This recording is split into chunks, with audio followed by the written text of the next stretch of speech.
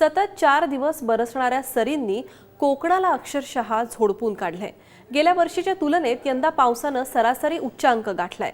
पर्यटक मात्र याचा चांगलाच आनंद घेत आहेत।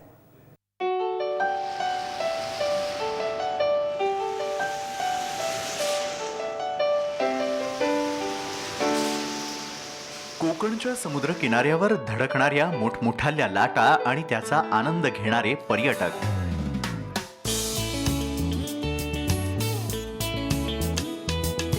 समुद्राला उधाण आल्यानं उंचच उंच लाटा उसळत आहेत।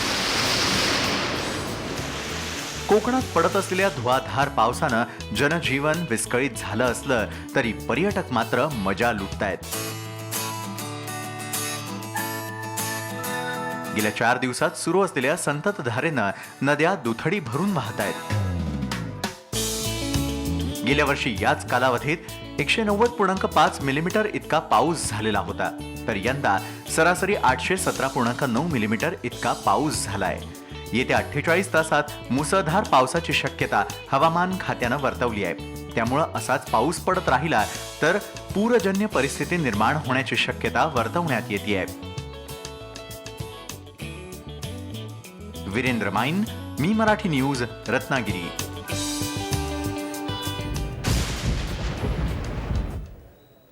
मराठवाड्यात पावसानं दमदार हजेरी लावल्यानंतर 2 दिवसांनी उघडीप घेतली। त्यामुळे शेतकरी शेतीच्या कामाला लागलेत। हिंगोली जिल्ह्यात सध्या पेरणीची कामं सुरू आहेत। गेल्या वर्षीच्या तुलनेत यंदा लवकर पेरण्या सुरू झाल्यात।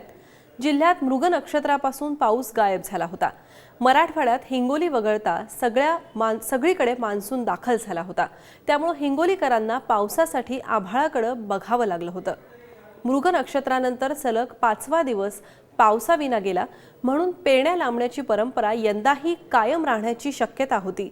मात्र पावसाचं पुनरागमन झालं आणि शेतकऱ्यांनी पेरण्यांना प्रारंभ केला। तापी आणि पूर्णा या नद्यांचं उगमस्थान आणि हतनूर धरणाच्या पाणलोट क्षेत्रात झालेल्या जोरदार पावसामुळे हतनूर धरणाची पातळी वाढली। आतापर्यंत धरणाचे 24 दरवाजे उघडण्यात आलेत। 20 दरवाजे अर्धा मीटरनं तर 4 दरवाजे 1 मीटरनं उघडण्यात आले। त्यामुळे नदीपात्रात 944 क्युसेक्स प्रति सेकंद वेगानं पाण्याचा विसर्ग होतोय। यंदाच्या पावसाळ्यात प्रथमच तापी आणि पूर्णा नदीला पूर आलाय। गेल्या वर्षीच्या अत्यल्प पावसामुळे भुसावळमध्ये दुष्काळी स्थिती होती। हतनूर धरणातील पाणीसाठ्यात उन्हाळ्यात मोठी घट झाली होती। शुक्रवारपर्यंत हतनूर धरणात केवळ 3.49% जलसाठा शिल्लक होता। मात्र तापी आणि पूर्णा नदीच्या उगमस्थानांवर झालेल्या जोरदार पावसामुळे धरणात पाण्याची आवक वाढली आहे। आता पाहूयात राज्यातील धरण क्षेत्रात किती पाऊस पडलाय ते। राज्यातल्या धरण क्षेत्रातला पाऊस खालीलप्रमाणे: कोयना धरण 144 मिलीमीटर, खडकवासला 92 मिलीमीटर, पवना आणि धूम अनुक्रमे 154 आणि 63 मिलीमीटर,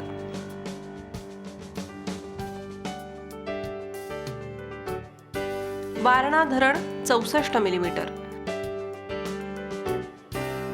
राधानगरी 78,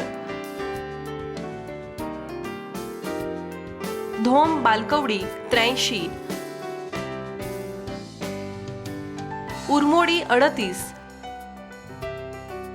आणि बारवी धरण 461 मिलीमीटर। बुलेटिनमध्ये आता वेळ झाली आणखी एका ब्रेकची। मात्र ब्रेकनंतर पाहणार आहोत उत्तराखंडात पावसाचं थैमान।